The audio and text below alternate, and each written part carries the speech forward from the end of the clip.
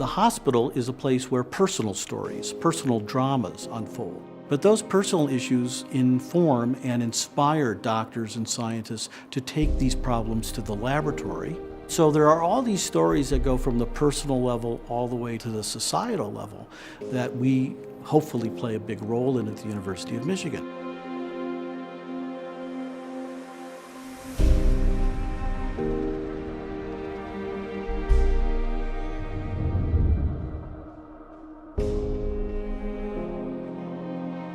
The hospital today and the health system is literally half of the university, a little more than half if you look at our employees and our resources. A lot of people associate themselves with the University of Michigan through athletics, but even more do so through the health system because they've been touched by it in some way. They've been a patient, they've had a family member who's been a patient. We've got 7 phenomenal health professional schools here, from social work to pharmacy, dentistry, kinesiology, medicine, nursing, and public health. That allows us to build educational and now research and policy experiences that will bring the excellence in those schools together.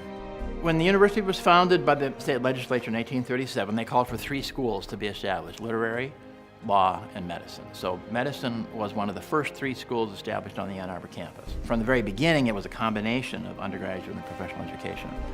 So you had a medical school demanded by the founding bill of the university. President Tappan, of course, supported that. He began then to build out the scientific labs that would go with it, the chemistry lab, for example. Our chemistry lab is one of the oldest in the country. It may have been the first on any university campus. The first question is, why do we have a medical school, right? Why do we have a hospital? What's the point? And that's really key to Tappan's vision, because the point is that this is a university, and the goals of the university are to teach and to create new knowledge. And so in 1869, this little university in this small Midwestern town becomes the first university in the United States to own and operate its own hospital. The people of Ann Arbor helped to pay for those early hospitals at the University of Michigan. Then, when the Great Old Main, as it became known, was built in the 1920s, increasingly the University of Michigan medical system began to serve the citizens of Michigan. It had a statewide embrace. That gradually grew as more and more faculty were doing research that was important to their disciplines across the whole world.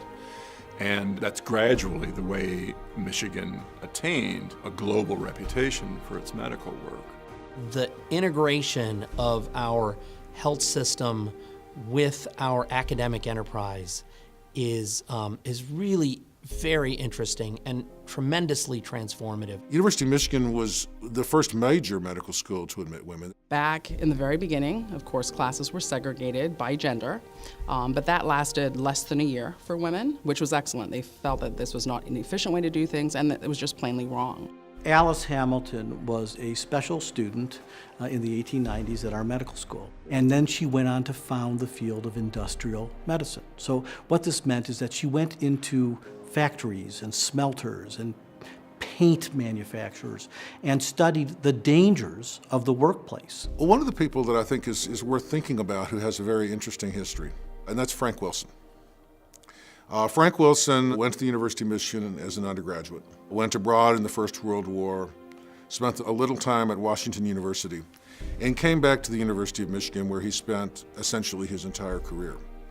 The EKG records the electrical action of the human heart. It was Frank Wilson who came up with the precordial leads that go across the front of the heart, and that was instrumental in helping us find out about heart disease and early detection of that. The polio field trials, the vaccine field trials, while the polio vaccine was developed by Jonas Salk while he was at the University of Pittsburgh, it was Thomas Francis at our School of Public Health who masterminded this giant field trial of 1.8 million children. And parents were lining up to get their kids in the study so they could get the vaccine.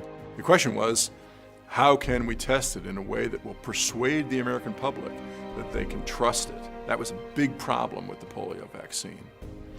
And so Salk, knowing Tommy Francis, Professor Thomas Francis, a great figure in public health at Michigan, said, Francis is our guy. If anybody has the credibility to conduct a really credible public test of this vaccine, it's Francis.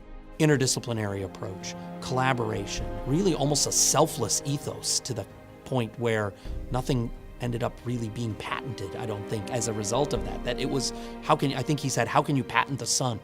was a Jonas Salk quote. So I think it's correct that that would have been an immensely difficult initiative to pull off successfully at other schools. My aunt was one of the last people in America to get polio. They saved her life here.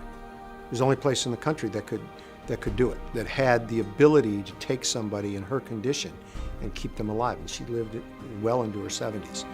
But she would say, it was the University of Michigan Hospital that saved my life. So you see what happens when you nurture faculty members who are never going to be known outside their fields, but who develop true expertise. That really is kind of a great testament to the development of knowledge in fields where you don't know exactly what the application is going to be. So where I think the University of Michigan fits into the history of medicine in this country is as a leader in medical education, as a leader in medical science, and also as a leader, I hope, in expanding out the horizons of the students.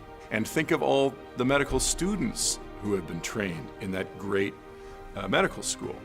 That's really the biggest impact that the whole practice of medicine at Michigan has made, is the training of great doctors. A gentleman who worked with Tommy Francis, John Masab, went on to then create a nasal vaccine, a flu mist, which is the first nasal vaccine to combat the flu. The work that's happening now in biomedical engineering 20, 30 years ago would have been science fiction. I like to tell my students, much of what we teach you is wrong, and we don't know what it is.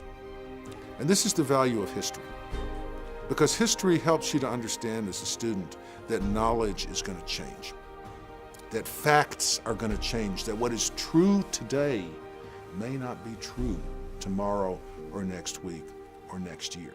And we're going down a winding road,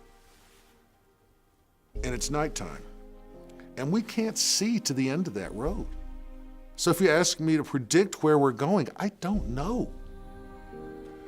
But we're giving you headlights so that you can see where the road is turning.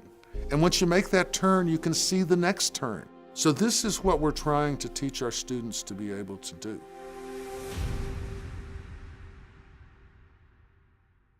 Made possible by the Stanley and Judith Frankel Family Foundation.